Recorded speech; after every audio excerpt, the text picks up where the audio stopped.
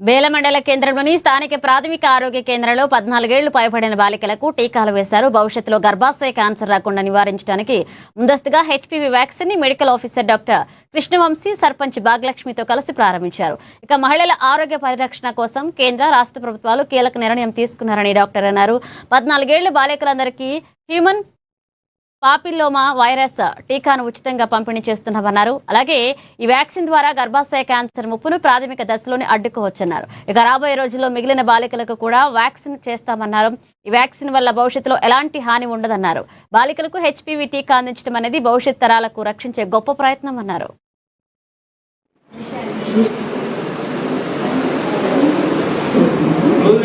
నమస్కారం.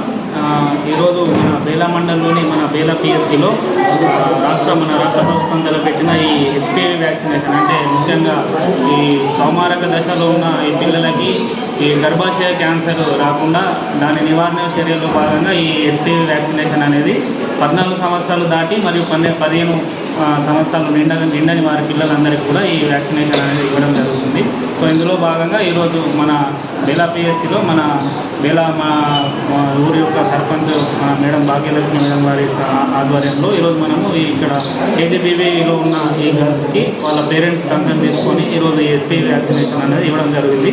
సో అట్లాగే మన మండలంలో ఉన్న అందరికీ కూడా ఎవరైతే ఈ కౌమారక దశలో ఉన్న ఆడపిల్లలు ఎవరైతే ఉన్నారో 14 సంవత్సరాల నుండి 15 సంవత్సరాలు నిండకుండా ఉన్న పిల్లలందరికీ కూడా ఈ వ్యాక్సినేషన్ అనేది తప్పకుండా ఇవ్వడం జరుగుతుంది. అట్లాగే నేను ఈ మాధ్యమం ద్వారా అందరినీ కూడా కోరడం జరుగుతుంది. ఇది తీసుకుంటే ఏదో పిల్లలు పుట్టరని లేదా అపోహను లేదంటే మాకు ఇంకేదైనా ప్రాబ్లం వస్తుందని అపోహలో గురి కావద్దు. మీకు అట్లా ఏమన్నా అపోహలు ఉంటే మమ్మల్ని సంప్రదించగలరు. ఇది మీ పిల్లల యొక్క క్షేమం కోసం ఆరోగ్యం కోసమే ఇవ్వడం జరుగుతుంది. సో ఇది ఆల్రెడీ మన ప్రభుత్వం లాంచ్ చేసి చాలా రోజులు అవుతున్నా కూడా మన పిఎస్సి లెవెల్లో మండల్ లెవెల్లో ఇప్పుడు మనం లాంచ్ చేసుకొని ఇక్కడ ఉన్న ఆడపిల్లలందరూ కూడా ఇవ్వడం జరుగుతుంది. సో తప్పకుండా అందరూ కూడా ఈ వ్యాక్సినేషన్ తీసుకోవాల్సిందిగా కోరుతున్నాను. అట్లాగే నేను కూడా ఏ ఒక్క ఆడపిల్లను కూడా ఈ గర్భాశయ క్యాన్సర్ ద్వారా బారిన పడకుండా చూసుకునే బాధ్యత నాది కాబట్టి ఏ ఒక్క ఆడపిల్లను కూడా వదిలిపెట్టే సమస్య లేదు. అందరికీ కూడా ఈ వ్యాక్సినేషన్ ఇవ్వడం జరుగుతుంది.